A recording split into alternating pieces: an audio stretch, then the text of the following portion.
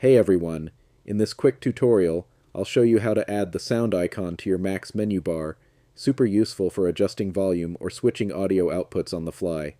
Before we begin, don't forget to subscribe, it really helps the channel and keeps these tips coming. Thanks. Let's jump right in. Click the Apple icon in the top left corner of your screen and choose System Settings. In the sidebar on the left, scroll down and click on Control Center. Now scroll through the list until you find Sound. By default, it may be set to Don't Show in Menu Bar. Click the drop-down next to Sound and select Always Show in Menu Bar. That's it. Take a look at the top right corner of your screen. You should now see the speaker icon.